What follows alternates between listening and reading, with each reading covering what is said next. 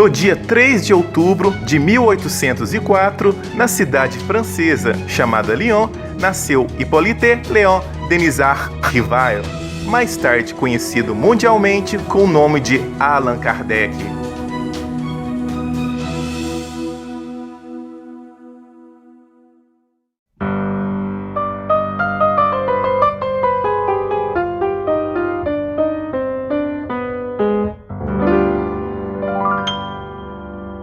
Na cidade de Lyon, na Rua Sala, número 76, foi o local onde Allan Kardec morou com seus pais.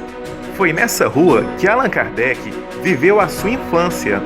Kardec pertencia a uma antiga família de orientação católica. A sua casa de número 76, na Rua Sala, não existe mais. Talvez foi demolida para dar espaço a uma larga avenida que corta a Rua Sala. Desde cedo, o jovem francês começou a estudar no renomado Instituto Yverdon, na Suíça. O Instituto Yverdon foi idealizado e dirigido por Pestalozzi, um dos pedagogos mais influentes do mundo até hoje. Kardec foi moldado por Pestalozzi e se tornou um dos alunos mais brilhantes, além de se tornar divulgador do método de ensino de Pestalozzi. Pouco depois de estudar em Yverdon, veio morar em Paris. Atualmente, o Instituto se transformou em um museu. Essa é a parte interna do Instituto. O Instituto tinha alunos de diversos países e o estudo era em período integral. Havia aulas de matemática, ciências, biologia e até de religião. Os alunos tinham até 60 horas semanais de aula e os alunos que se destacavam em alguma disciplina eram utilizados como monitores para com os outros alunos e provavelmente Allan Kardec era um deles. Esse é o banheiro. O curioso é que aparentemente esse era o local onde os alunos faziam suas necessidades em pé. E esse local é onde faziam sentados. Essa é a sala de Pestalozzi. Os alunos e alguns professores moravam no instituto. Assim que Pestalozzi acabava de rezar com os alunos no dormitório, ele vinha para sua sala, no segundo andar, e passava boa parte da noite escrevendo diversos textos e anotações. Essa é a janela da sua sala. Pestalozzi chegou na cidade suíça de Yverdon no início de outubro de 1804, coincidentemente, data de nascimento de Allan Kardec na França. Bem ao centro do instituto, iremos encontrar este pátio interno. E era nesse pátio interno o local onde Pestalozzi comemorava festas, aniversários e realizava muitas atividades com os alunos. E em frente ao Instituto Yverdon, iremos encontrar essa estátua de Pestalozzi.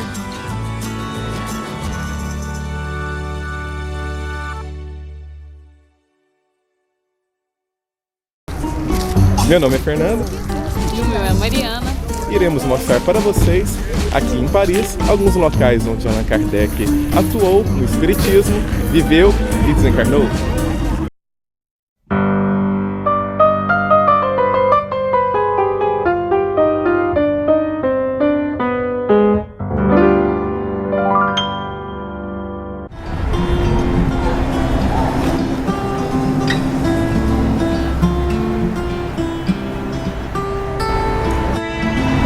Estamos na Rua de la Harpe, onde Kardec morou aos seus 18 anos, após concluir os seus estudos em Yverdon, na Suíça. A Rua de la Harpe é curtíssima, possui apenas 250 metros de extensão. É pouco movimentado durante o dia. Aqui, em 1823, morou o jovem Kardec. Foi o seu primeiro endereço em Paris. E foi nesta época em que ele se destacou como educador e com seus trabalhos de alta qualidade. Chegou a publicar, com apenas 19 anos de idade, um livro pedagógico chamado Curso Prático e Teórico de Aritmética, de acordo com o método de Pestalozzi, com modificações. Ele também se destacou no magistério e traduziu livros alemães e ingleses. Na Rua de la Harpe, o número 117 de sua residência não existe.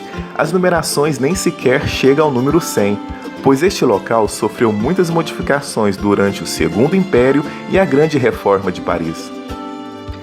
A rua, na época de Kardec, era bem mais extensa e era uma das ruas mais importantes da margem esquerda do rio Sena.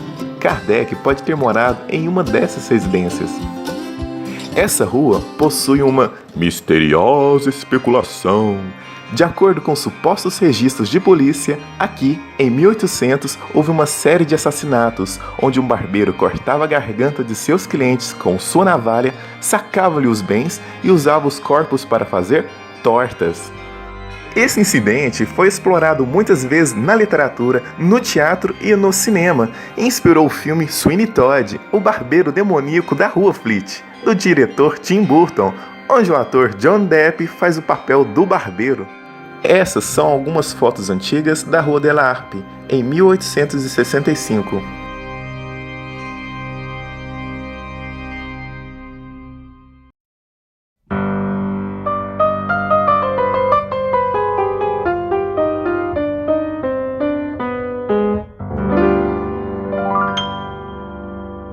Kardec teve grandes planos para o progresso da educação na França, escreveu renomados livros didáticos e pedagógicos, lecionou e dirigiu uma escola de primeiro grau aos 21 anos de idade.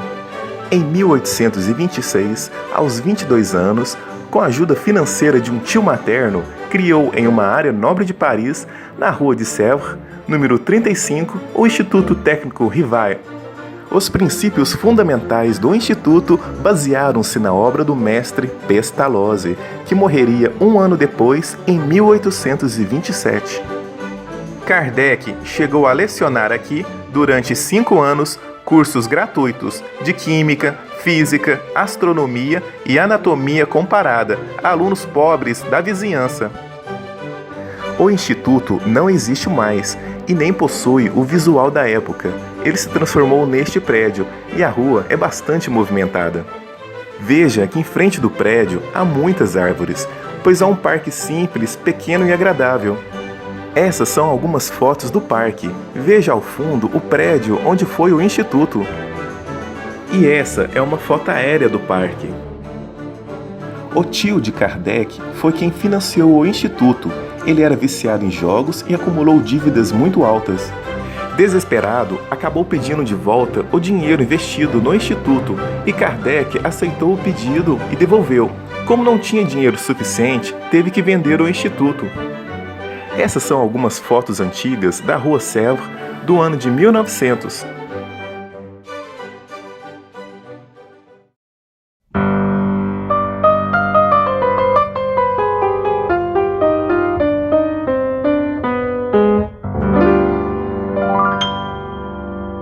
Estamos aqui na Rua Vaugirard, número 65. Allan Kardec viveu aqui durante 4 anos, até o ano de 1832. Em 1828, neste prédio, situado na esquina de uma região movimentada, agradável e repleta de bares, foi onde Kardec morou por 4 anos. Foi uma época de sua vida de intensas atividades profissionais, como pedagogo e educador, e de mudanças marcantes em sua vida pessoal. Nesse período, com apenas 24 anos, lançou o Plano Proposto para a Melhoria da Educação Pública, um livro com ideias críticas, revolucionárias e muito avançadas para a época. O livro encantou pais e educadores, chegando a apresentar o plano ao governo. Kardec defendia a educação como o principal meio de progresso humano. Veja que no plano proposto para a melhoria da educação pública trazia o endereço do autor na parte inferior da capa. Vemos Rua de Vaugirard, número 65. O jovem Kardec destacou-se também em 3 outras obras educacionais. Em 1831, conheceu Amélie Gabrielle Boudet, com quem se casou no ano seguinte. Ele chegou a morar com ela na Rua de Sèvres. Hoje, a residência na Rua de Vaugirard se transformou em uma espécie de bar-restaurante, onde servem café da manhã, almoço, café da tarde, jantar e bebidas. Essa é uma foto do bar onde foi a residência de Allan Kardec. Já essa foto compara uma foto de época com uma foto atual. E essas fotos mostram a parte interna do bar. É um lugar muito bonito, charmoso e bastante agradável. Ao subir as escadas, você encontra este outro ambiente. Essas são algumas fotos antigas da rua.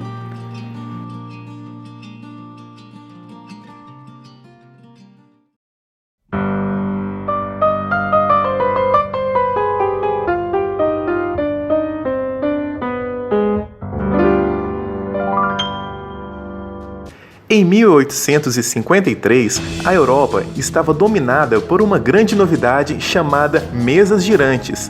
Pessoas de várias classes sociais sentavam-se diante de uma mesa qualquer, se concentravam e faziam as mesas levitarem e girarem.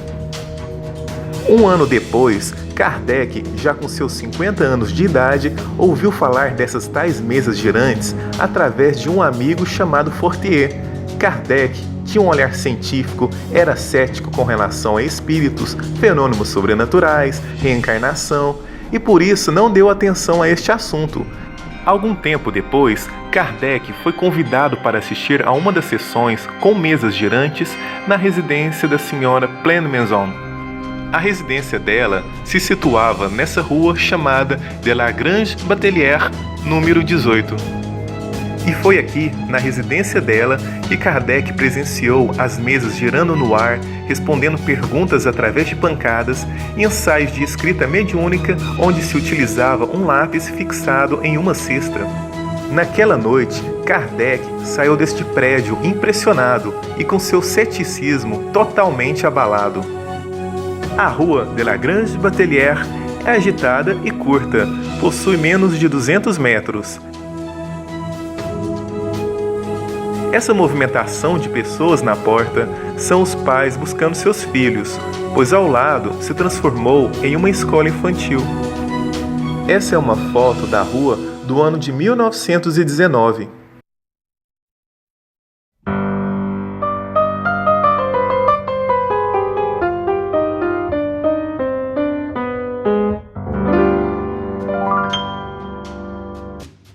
A chuva foi aumentando e, para não molhar minha câmera, cortamos caminho por um beco comprido e sombrio, que por coincidência saímos em cima do local desejado, que é este apartamento na rua de Rochechouart. Quando Kardec presenciou o fenômeno das mesas que giravam no ar, ficou com seu ceticismo abalado e começou a frequentar as reuniões semanais neste apartamento do Sr. Baudin, para estudar a sério o fenômeno, sendo médium as crianças Julie Baudin, de 14 anos de idade, e sua irmã Caroline, de 16 anos. Ao estudar a fundo o fenômeno, comprovou para si mesmo que não era truque de mágicas ou fraudes, e descobriu que eram forças inteligentes, que eram espíritos que faziam as mesas girarem. Kardec presenciou também diversas respostas ditas por essas mesas que saltavam e giravam. A maioria da sociedade parisiense buscavam dessas mesas diversão, respostas fúteis, previsões de futuro, amor, dinheiro, enquanto Kardec buscava um olhar crítico, lógico e científico, fazendo perguntas sérias, sábias e profundas. Ele então começou a perceber a rica filosofia que surgia através dos espíritos que respondiam utilizando as mesas como ferramentas primitivas de comunicação. O nome verdadeiro de Allan Kardec era Rivaio. Todos conheciam ele como Professor Rivaio. Ele preferiu adotar o nome fictício Allan Kardec para separar os seus trabalhos espíritas de seus famosos e respeitados trabalhos pedagógicos, acadêmicos e científicos anteriores. Além disso, como não considerava autor das obras espíritas, pois a autoria pertencia aos espíritos comunicantes, ele, de maneira ética e humilde, preferiu abrir mão de seu nome e adotar o pseudônimo de Allan Kardec. Sendo assim, ele continuou a usar o nome Rivaio em suas obras educacionais e passou a usar o pseudônimo Allan Kardec para as obras espíritas. O nome Allan Kardec era o nome que ele possuía em uma de suas vidas passadas, quando ele tinha sido um sacerdote druida da civilização celta. Essa revelação foi dada pelo espírito chamado Zéfiro em uma das reuniões espíritas feitas aqui. Foi aqui então que surgiu o pseudônimo Allan Kardec. Este mesmo espírito, o espírito Zéfiro, disse também ser protetor de Kardec e de Baudin. Aqui também foi palco de outra comunicação de grande relevância. Foi onde o espírito chamado de A Verdade se apresentou a Kardec. Este grandioso espírito era o responsável por coordenar o grupo de espíritos que se comunicava com Kardec. Essa é a entrada do prédio. As reuniões aconteciam no apartamento de número 7. Vejam que as portas ficam trancadas, pois quem tem acesso são somente os moradores. Se esses moradores soubessem que esse apartamento esteve repleto de espíritos, com certeza iriam morrer de medo de morarem aí. O prédio está com aspecto fantasmagórico, todo coberto de branco, pois estão restaurando. Essas são algumas fotos de como ele era antes da reforma. Fora do principal eixo turístico de Paris, a Rua de Rochechouart preserva a bela arquitetura de prédios antigos. E essa é uma foto da rua do ano de 1920.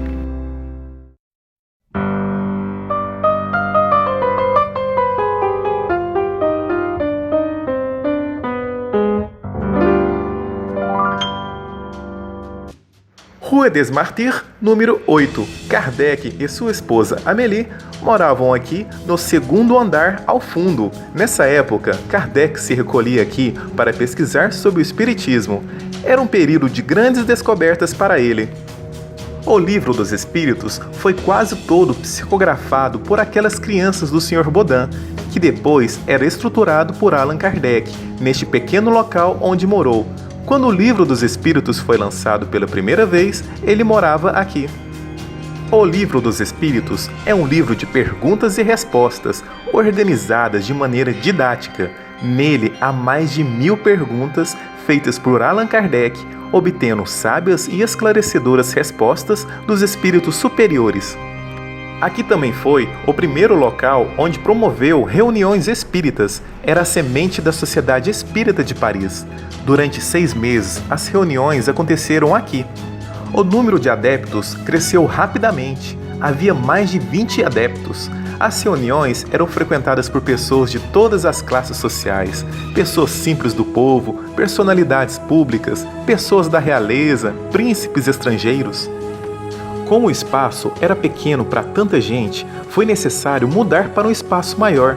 A Sociedade Espírita, agora legalmente construída, foi transferida para o Palais Royal. Muitos franceses ficavam olhando curiosos, sem entender o porquê que filmávamos aqueles lugares, ainda mais na chuva.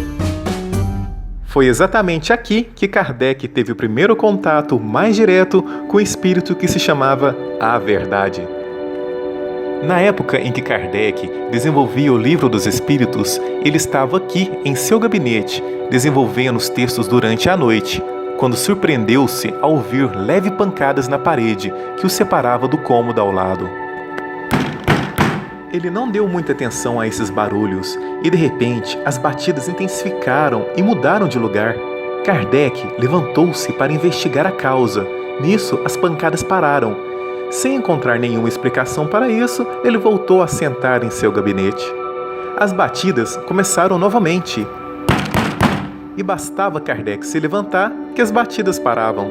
Cerca de 1 hora depois, lá pelas 10 horas da noite, sua esposa, Amélie, chegou da rua e também ouviu essas pancadas. Perguntou o que era aquilo e também tentou descobrir a causa. O incômodo prosseguiu até a meia-noite, quando eles foram deitar para dormir sem descobrir o que era. No dia seguinte, houve sessão no apartamento da Rua Rochechouart, e Kardec então narrou o fato durante a sessão e perguntou aos espíritos presentes o que eram aquelas batidas. Então, os espíritos responderam que as batidas eram causadas por um espírito que lhe era familiar e que gostaria de se comunicar com ele, e que esse espírito familiar se chamava A Verdade. O grandioso espírito de A Verdade não quis revelar seu verdadeiro nome. Não era por estas janelas que Kardec olhava a cidade. O apartamento ficava ao fundo. No momento em que filmávamos, vimos que a porta não estava trancada. Se isso foi coincidência ou ajudinha espiritual, não sabemos. Mistério!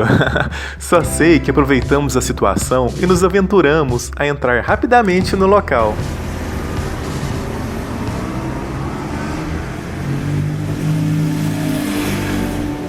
Kardec, ao entrar aqui, não subia por essas escadas. Ele virava à direita, chegava nesse pátio ao fundo, entrava por esta porta e subia até o segundo andar, que era o andar onde morava. O espírito de A Verdade se comunicou com Kardec diversas vezes, deixando belas mensagens, e foi o espírito de A Verdade o responsável por coordenar o grupo de espíritos que se comunicavam com Allan Kardec. Então foi aqui, neste local, onde o espírito A Verdade comunicou-se com Kardec através de pancadas naquela noite.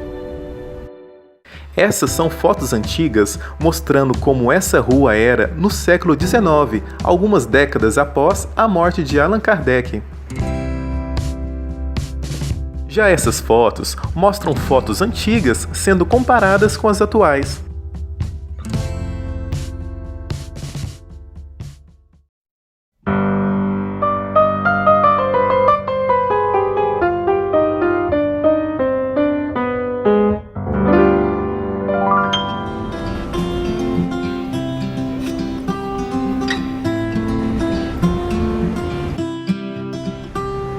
Rua Tiquetone, número 14. Aqui, nesse exato lugar, eram realizadas reuniões espíritas organizadas e sérias. E nesse prédio, de número 14, Kardec encontrou a seriedade e a ordem que tanto buscava nas reuniões. Aqui foi um dos alicerces de Kardec na elaboração de O Livro dos Espíritos. Kardec já estudava as comunicações de espíritos em sessões no lar da família Bodin. E em 1856, Kardec começou a frequentar simultaneamente sessões espíritas no apartamento do Sr. Roustan e da Senhorita Jafé, aqui na Rua Tiquetone. Quando O Livro dos Espíritos estava quase concluído, a Senhorita Jafé auxiliou Kardec nas revisões de textos para detectar erros. As revisões eram feitas depois de algumas sessões e eram privadas. Como vocês podem ver, o térreo do prédio se transformou em um ponto comercial, com algumas lojas de roupas. Por esta porta entraram inúmeras vezes Kardec e seus colaboradores para mais uma organizada e séria reunião espírita.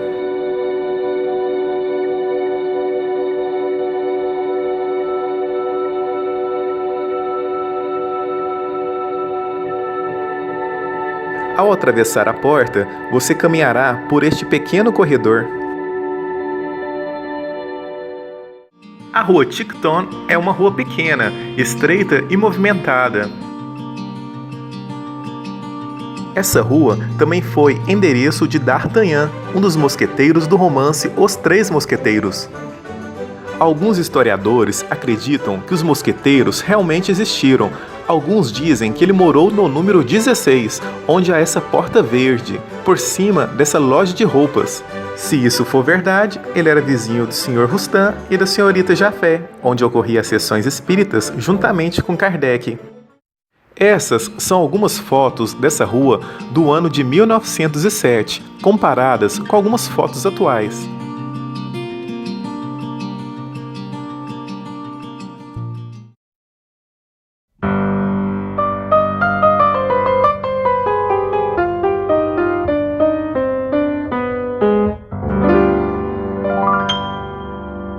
Próximo do maior museu do mundo, que é o Museu do Louvre, encontramos este palácio, que é o Palais Royal. O Palais Royal é um dos mais importantes edifícios históricos de Paris.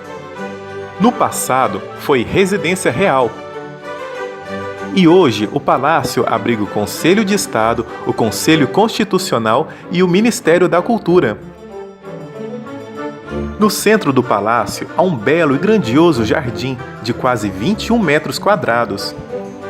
Em frente ao jardim, vamos encontrar a Galeria de Orleans, onde no estabelecimento de número 13 houve um marco importante no espiritismo.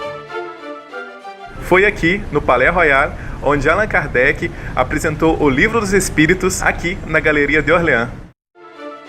A Galeria de Orleans, do Palais Royal, era toda coberta com uma bela e charmosa cobertura translúcida, provavelmente de vidro, como vocês podem ver nessas imagens antigas. Essas são imagens da cobertura vistas por dentro da Galeria de Orleans. Nessa mesma galeria havia diversos estabelecimentos comerciais. E no estabelecimento de número 13 havia uma livraria chamada Danty, e foi nessa livraria onde o Livro dos Espíritos foi lançado pela primeira vez num sábado de primavera, no dia 18 de abril de 1857. Veja que na capa da primeira edição do Livro dos Espíritos, na parte inferior, aparece o nome da livraria e o endereço. Lemos Livraria Danty, Palais Royal, Galeria de Orleans, número 13. No dia do lançamento do Livro dos Espíritos, Kardec ficou muito feliz ao saber que foram vendidos 50 exemplares pela manhã. Ele recebeu as jovens médiuns, seus pais e todos aqueles que participaram do Livro dos Espíritos. Segundo o médium Chico Xavier, Allan Kardec chegou a distribuir alguns exemplares do Livro dos Espíritos pelas ruas em volta do Palais Royal. Ele entregava pessoalmente àqueles que passavam em sua frente. A Galeria de Orleans foi desfeita em 1935. Hoje ela se encontra ao ar livre, pois retiraram a sua cobertura. Sobraram apenas as suas colunas laterais. Os estabelecimentos comerciais ficavam no vão de cada coluna dessas. A livraria Danty ficava localizada em uma delas. Podemos notar que existem atualmente essas duas fontes de água com esferas metálicas, localizada uma no início e a outra no final da galeria.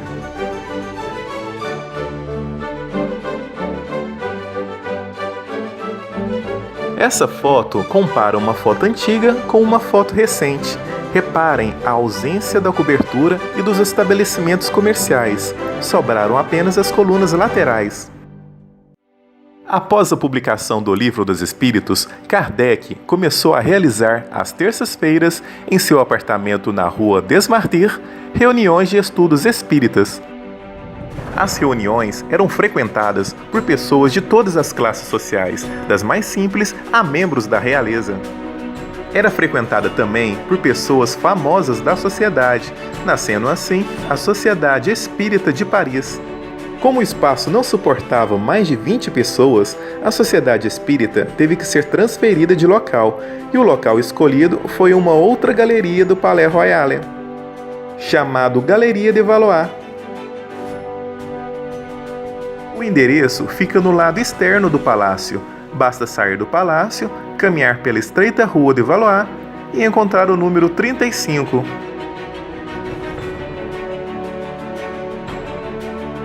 Eis o local onde alugaram para ser o primeiro espaço ocupado legalmente pela Sociedade Espírita de Paris.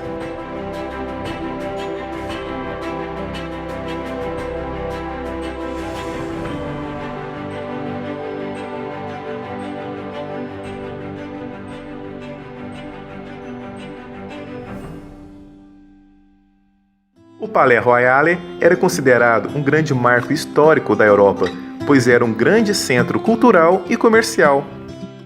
Foi por isso que Allan Kardec escolheu aqui para lançar o Livro dos Espíritos e fundar o primeiro centro espírita do mundo, que era a Sociedade Espírita de Paris. Por isso, podemos dizer que o Palais Royal foi um grande marco para os espíritas e um berço do espiritismo. A Sociedade Espírita esteve na Galeria de Valois durante um ano. Em 1859, eles mudaram para um outro local do Palais Royal, novamente para uma outra galeria. E essa galeria se chamava Montpensier.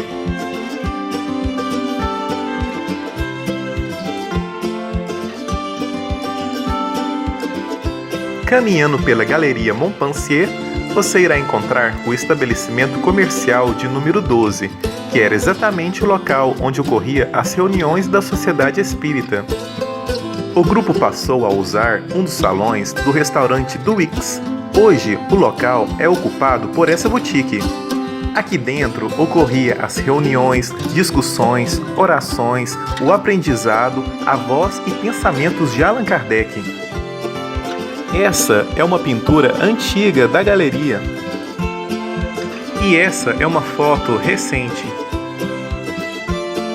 Já essa foto compara a antiga com a atual.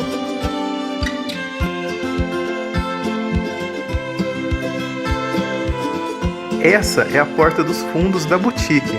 Fica fora do palácio, numa estreita rua.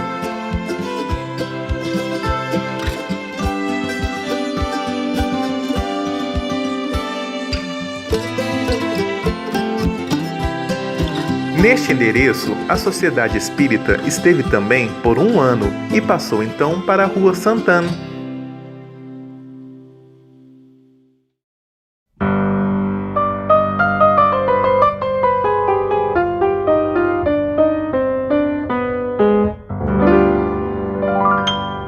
No Palais Royal, a Sociedade Espírita ficou 1 ano na Galeria de Valois e por 1 ano na Galeria de Montpensier.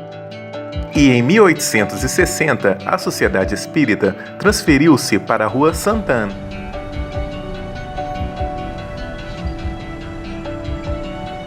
Estamos aqui na Passagem Sainte-Anne. Foi neste local, primeiro andar, porta da esquerda. Foi aqui então que a Sociedade Espírita se fixou após ter saído do Palais Royal. Nesse mesmo endereço, Kardec desenvolveu boa parte dos principais livros do Espiritismo. Todos esses livros foram ditados pelos espíritos superiores e são consideradas obras básicas da doutrina espírita. As obras básicas do Espiritismo são O Livro dos Espíritos, que é um livro de perguntas e respostas organizadas de maneira didática por Allan Kardec. Nele, há mais de 1000 perguntas respondidas através dos espíritos. Os espíritos respondem a perguntas como: quem é Deus? Para onde vamos quando morremos?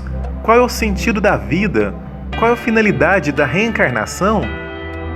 O Livro dos Médiuns é uma espécie de manual para todos aqueles que queiram participar das atividades mediúnicas, reeducar a sua mediunidade ou simplesmente queiram conhecer a natureza e os mecanismos da mediunidade. O Evangelho segundo o Espiritismo é um livro onde os espíritos superiores esclarecem e fazem reflexões sobre várias passagens do Evangelho, trazendo aos homens uma nova visão sobre os princípios da moral cristã e sobre os ensinamentos de Cristo. O Céu e o Inferno é um livro que esclarece como é o céu e como é o inferno, aprofunda a visão sobre a vida após a morte, mostra o significado do arrependimento e as consequências espirituais dos atos cometidos durante a vida física. Apresenta também relatos de espíritos que encontram-se felizes ou infelizes após a morte física. E por fim, a Gênese. A Gênese é a 5ª obra básica do Espiritismo. Ela aborda diversas questões de ordem filosófica e científica, como as da criação do universo, a formação dos mundos, a formação do nosso planeta, o surgimento da humanidade na Terra e o surgimento do Espírito. O livro também aborda uma visão científica sobre os milagres de Jesus Cristo. Aqui, além de ser o local onde se desenvolveram boa parte desses livros, este lugar também foi o escritório da Revista Espírita. A Revista Espírita era publicada mensalmente e foi um meio de divulgação da doutrina espírita, além de ser uma forma de expor novas ideias, ensinamentos e teorias, colocando-os sobre análise e discussão. Veja que na parte inferior da capa da Revista Espírita mostra a rua e a Passagem Sainte-Anne. Kardec residia na Vila de Seguir, local onde era bem mais confortável.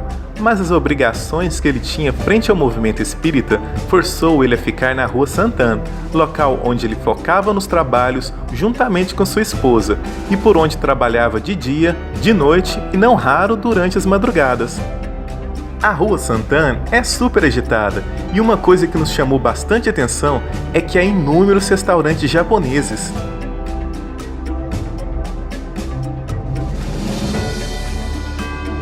Não era por essas janelas que Allan Kardec olhava.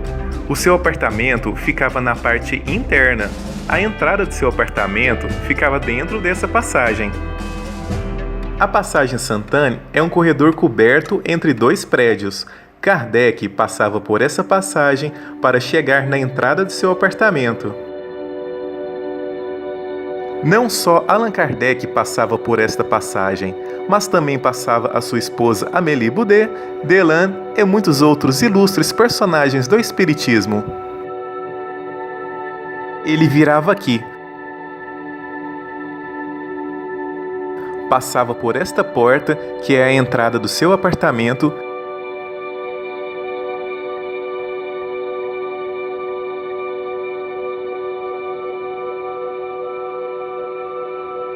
e subia pelas escadas.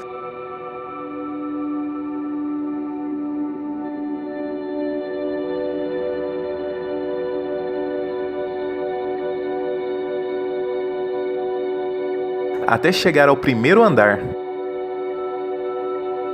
Este é o local onde morou.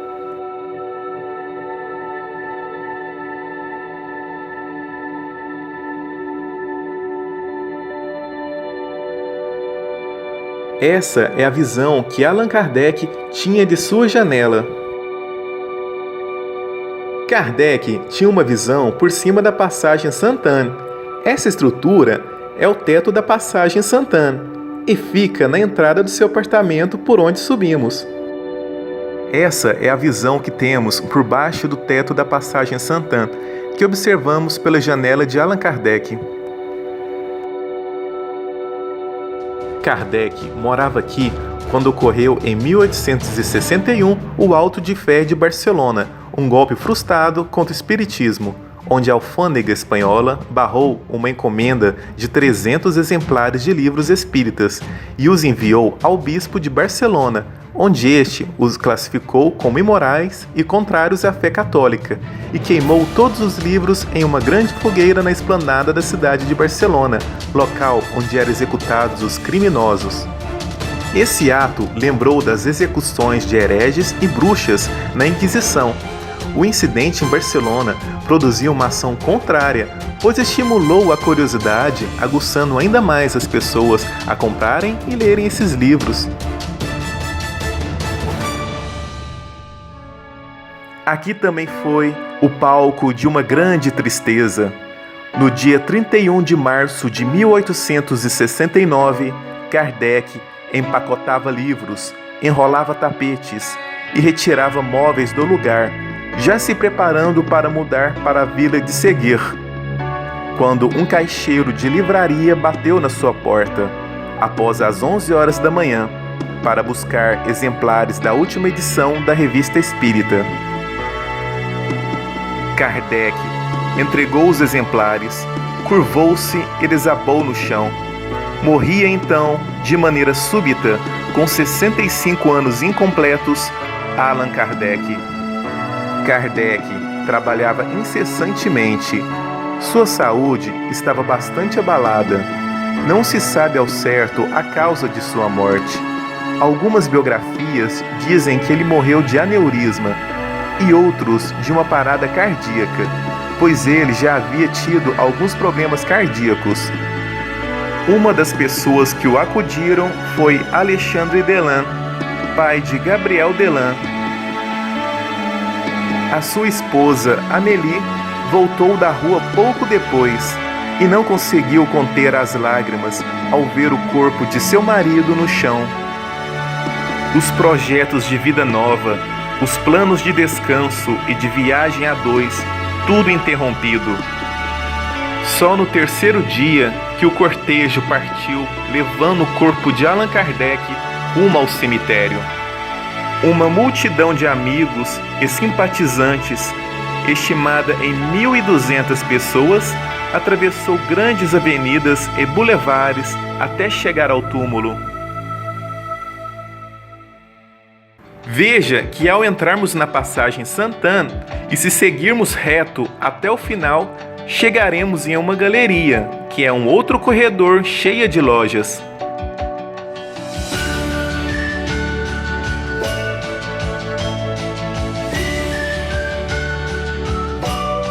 Essa foto antiga mostra como era essa galeria no ano de 1900. Já essa imagem compara uma foto antiga com uma foto atual. E essa é uma foto antiga da Rua Sainte-Anne.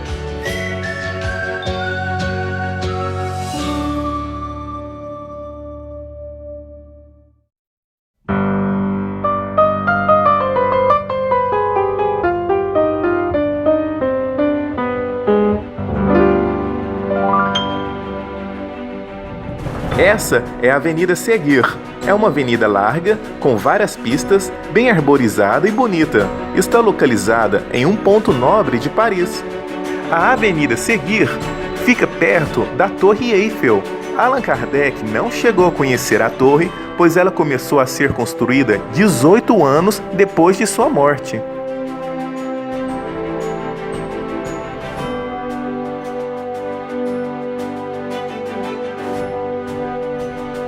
Na Avenida Seguir, iremos encontrar este pequeno beco chamado Vila de Seguir. Na entrada deste beco há este prédio, que na época era um lote que Allan Kardec havia comprado. Ele tinha planos para construir 6 pequenas casas no terreno, para abrigar a redação da Revista Espírita, biblioteca e museu espírita. Ele também pretendia morar aqui definitivamente, assim que saísse da Rua Sainte-Anne, mas desencarnou antes de se mudar para cá. Neste mesmo local, Allan Kardec tinha planos para construir um asilo para defensores indigentes do espiritismo durante a velhice. Podemos dizer, então, que este local corresponde a uma parte triste da vida de Kardec, com sonhos e planos abortados repentinamente devido à sua morte.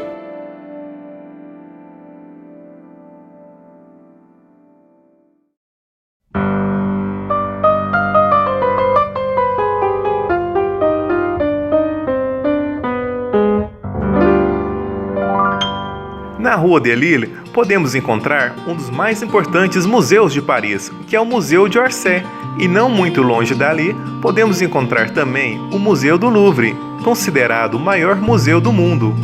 A Rua de Lille é estreita, e mesmo localizado próximo desses pontos turísticos, ela não é frequentada por turistas. Aqui na Rua de Lille, no endereço de número 7, foi sede da Livraria Espírita. E em 1869 foi escritório para assinaturas e expedição da Revista Espírita. A Sociedade Espírita de Paris faria aqui provisoriamente suas sessões. As principais personalidades de sua história entraram aqui. Esse foi o ano em que Kardec desencarnou com seus 64 anos de idade. Atualmente, o local se transformou em uma livraria comum.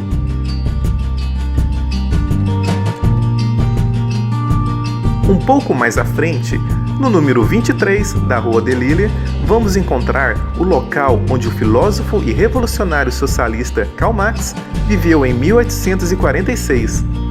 E um pouco mais adiante, no número 69, o escritor Stendhal viveu por 3 anos.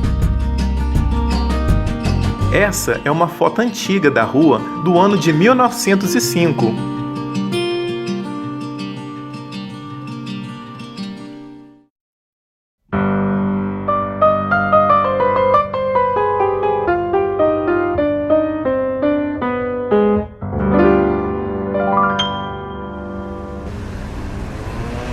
Estamos aqui no cemitério Père Lachaise e iremos mostrar para você aonde está o túmulo de Allan Kardec.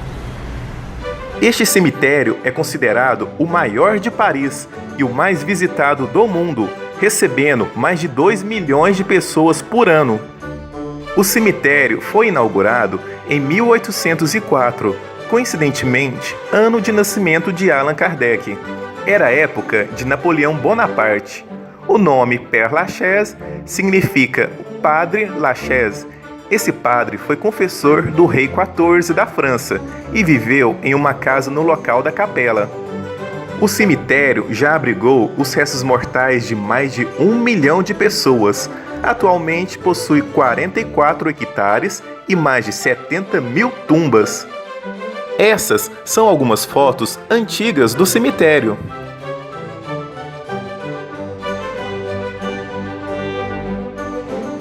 O cemitério atrai turistas do mundo todo devido à sua rica arquitetura e principalmente por abrigar os restos mortais de grandes personalidades de renome mundial.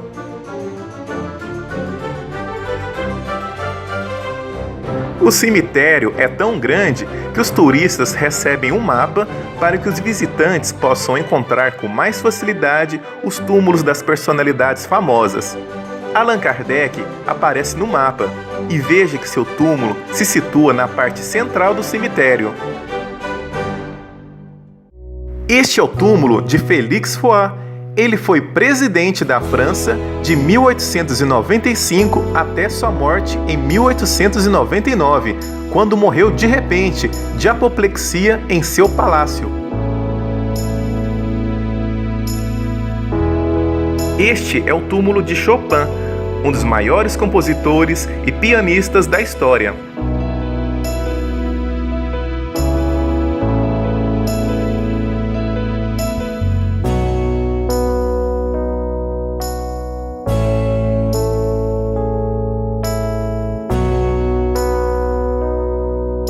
Este é o túmulo de Delacroix, o mais importante pintor do romantismo francês.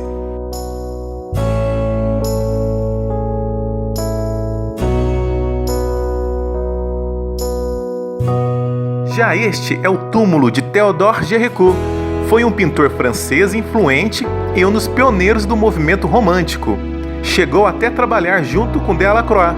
Após uma tentativa de suicídio, o pintor voltou a Paris, onde poucos meses depois, vítima de um acidente, acabou morrendo cedo, aos 32 anos. Este é o túmulo de Viva Denon. Foi um artista francês, escritor, diplomata, autor e arqueólogo.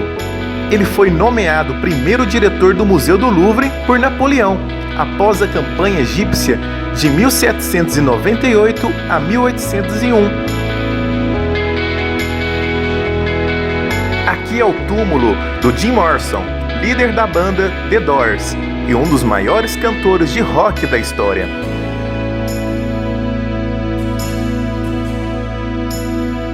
Em seu túmulo está escrito uma frase em grego que, traduzindo para o português, seria: "Queime o seu demônio interior". Hoje, seu túmulo está cercado por essas grades para evitar vandalismo provocado pelos inúmeros fãs que vêm aqui visitar, beber, fumar e pregar chicletes nessa árvore com assinaturas. Este é o túmulo de Bernard Verlac de Titigny, famoso cartunista francês assassinado no atentado terrorista de 2015 em Paris. O seu caixão estava repleto de cartoons, como vocês podem ver nessas fotos. E em cima de seu túmulo podemos notar que também havia cartoons, pincéis e bonecos coloridos.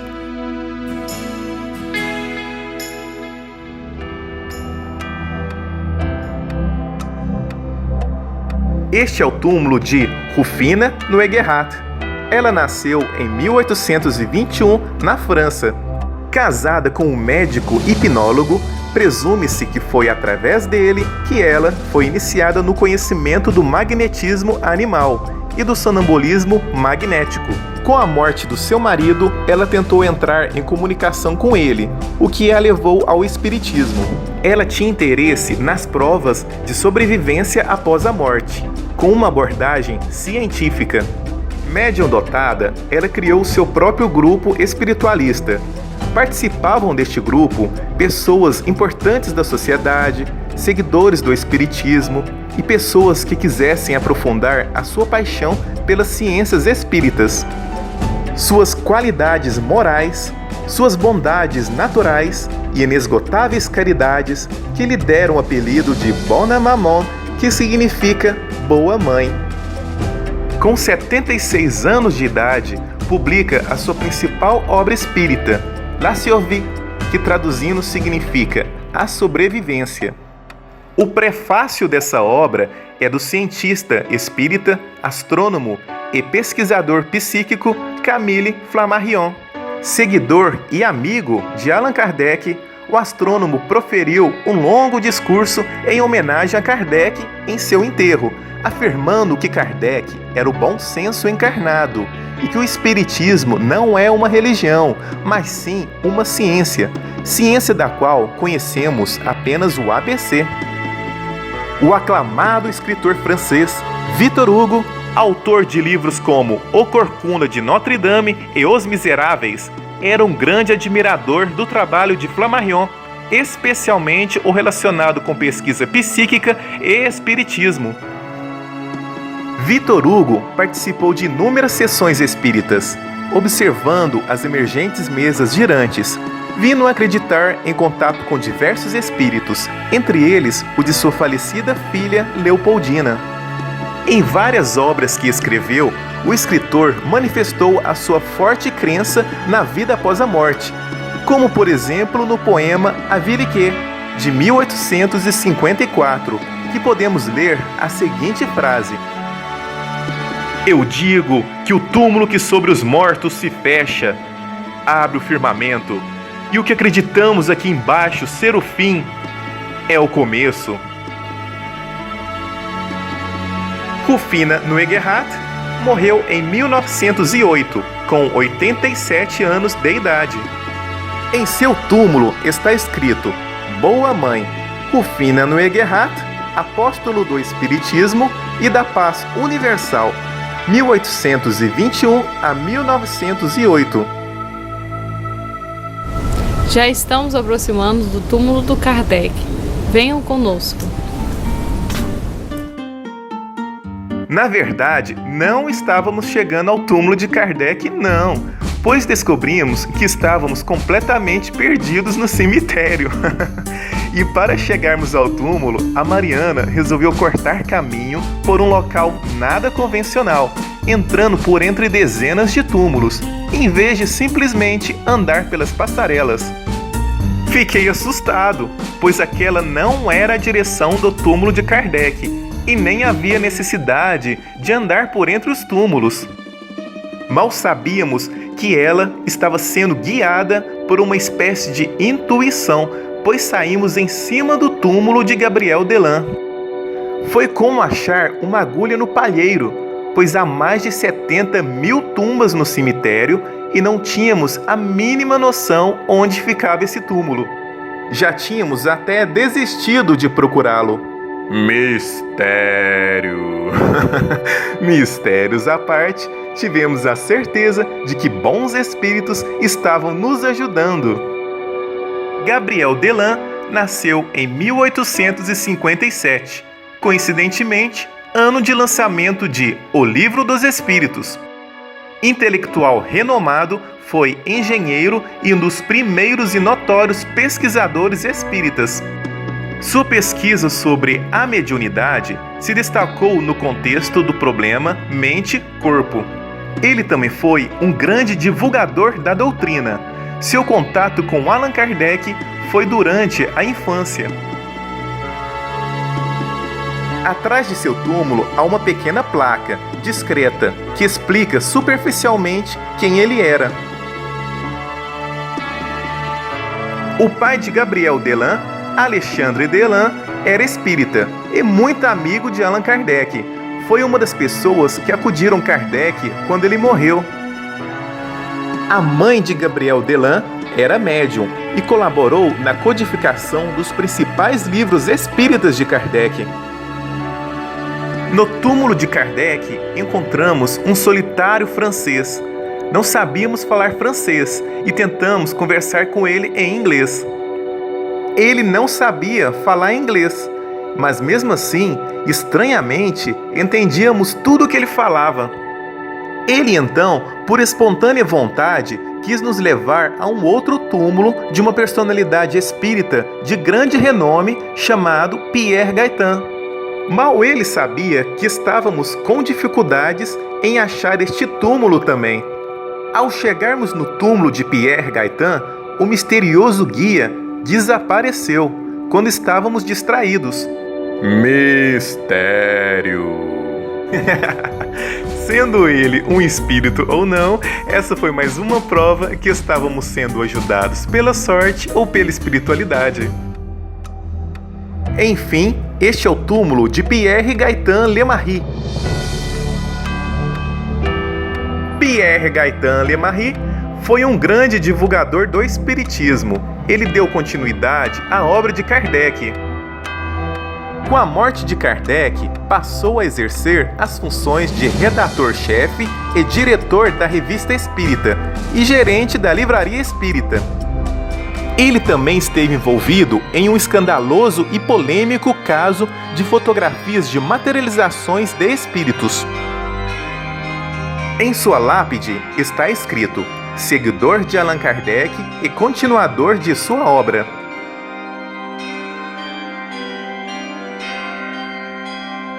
E na rocha está escrito: morrer é sair das sombras para entrar na luz.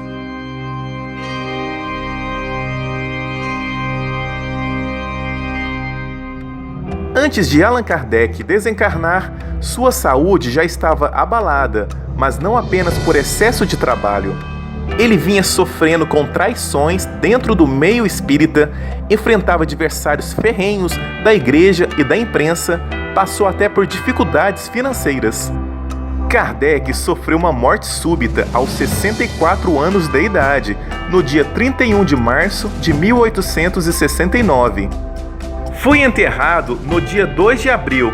Coincidência ou não, 2 de abril é a data de nascimento do médium brasileiro Chico Xavier, eleito em uma votação popular como sendo o maior brasileiro de todos os tempos, tendo psicografado mais de 500 livros e dedicado todo o tempo de sua vida a causas filantrópicas. Finalmente, este é o túmulo de Allan Kardec. O túmulo de Kardec está sempre florido, com perfumadas flores frescas, e atrai curiosos o tempo todo, até visitantes que nunca ouviram falar dele. Notamos que os túmulos das personalidades espíritas são sempre os mais floridos. Veja que a construção de seu túmulo foi inspirado em monumentos druídicos.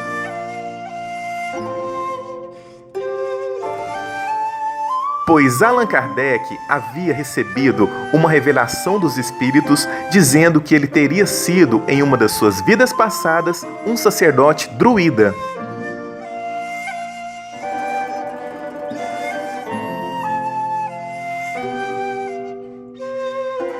Essa foto compara a arquitetura druida com o túmulo de Allan Kardec.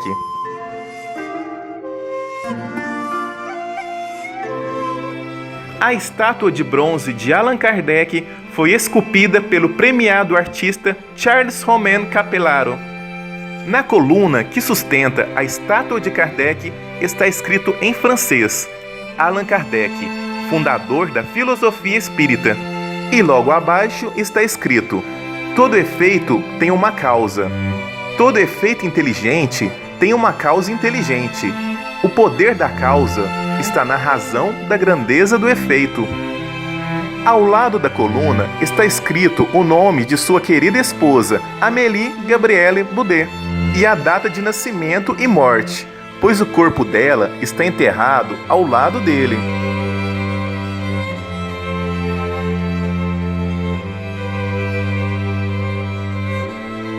Amélie Gabrielle Boudet foi professora de letras, belas artes, poetisa e artista plástica, publicando inclusive vários livros. Foi também uma grande incentivadora e divulgadora do espiritismo. Allan Kardec chamava ela carinhosamente de Gabi. Após o falecimento de seu esposo em 1869, assumiu todos os encargos necessários à gestão do espiritismo na França e no mundo. Um francês que apareceu no túmulo de Kardec percebeu que éramos turistas e nos ensinou a rezarmos com as mãos sobre a estátua de Allan Kardec.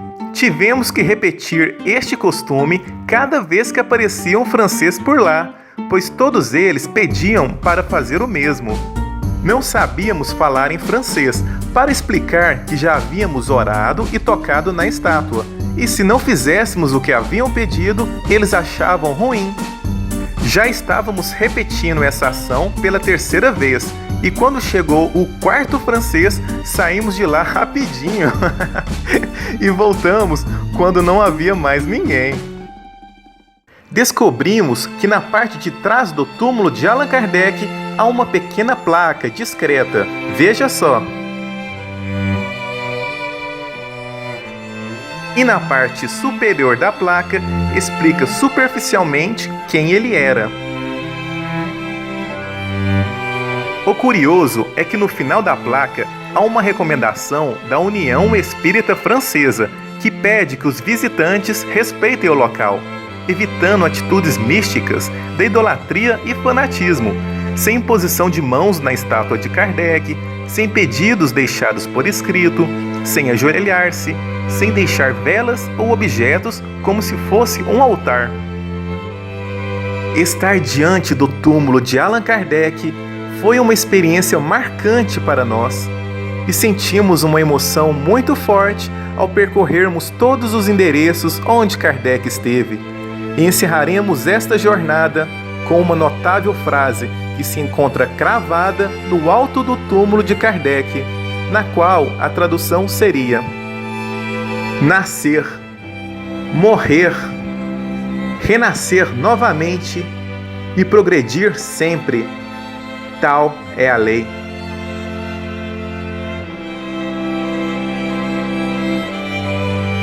Que saibamos seguir os firmes passos de Allan Kardec e principalmente os ensinamentos de Jesus Cristo. As realizações de Allan Kardec e os esclarecimentos dos espíritos superiores se tornaram imortais. Imortais como nosso próprio espírito, e serão repassadas por gerações e gerações, ao longo dos tempos, ao longo da evolução humana na Terra, até chegar ao alvorecer de uma nova era.